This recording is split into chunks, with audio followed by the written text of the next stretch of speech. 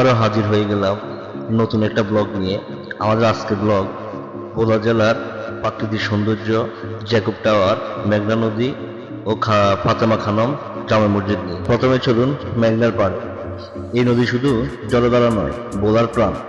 সকালবেলা যখন নদীর গায়ে কুয়াশা নামে আর নৌকা বেশি চলে দূরে, তখন মনে হয় সময়টা থেমে গেছে। বিকেলের সূর্য যখন ডুবে যায়, নদীর জলরেখা রঙের খেলা শুরু করে। এখানে বসে কিছুক্ষণ থাকলে মনটা হারিয়ে যায় অন্য এক জগৎ।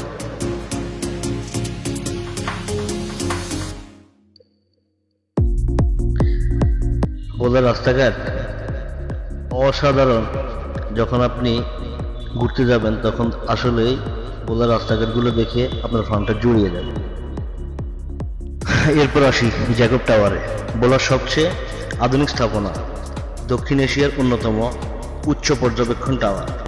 টাওয়ারের চূড়ায় উঠে চারপাশে তাকালে চোখ জুড়িয়ে যায়।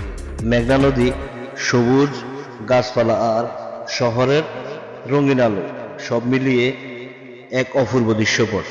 সরপেশানে অবস্থিত এই সুবিশাল ওয়াচ টাওয়ারটি বাংলাদেশের পর্যটন মানচিত্রে এক নতুন সংযোগ, যা প্রতি বছর হাজারো পর্যটককে আকর্ষণ করে। আমাদের শেষ গন্তব্য ফাতেমা জাহান মসজিদ। এটি শুধু নামাজ স্থান না, এক নান্দনিক স্থাপত্য। সাদা মার্বেল পাথর, কারুকাজ, মিনার আর রাতের আলো ছায়া মুগ্ধ করে দেয়।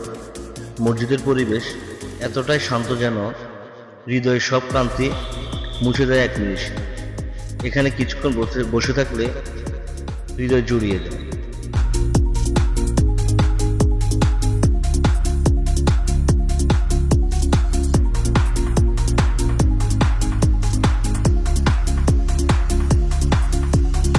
এই মসজিদগুলোর নান্দনিক সৌন্দর্য দেখলে মনটা এমনিতেই ভালো হয়ে যায়।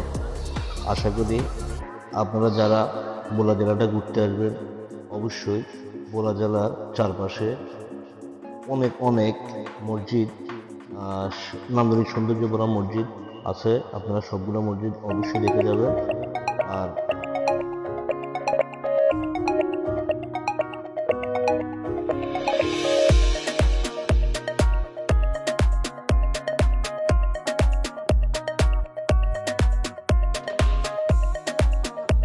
মেঘনার ঢেউ, জ্যাকব টাওয়ারের দিগন্ত আর ফাতেমা খানম জামে মসজিদ, এর নিঃশব্দ সৌন্দর্য, এই তিন মিলে গড়ে উঠেছে ভোলার আত্মা। এই ছিল আমাদের ভ্রমণ ভোলার তিন রত্ন। ভালো লাগলে অবশ্যই লাইক, শেয়ার এবং সাবস্ক্রাইব করতে ভুলবেন না। আসসালামু আলাইকুম।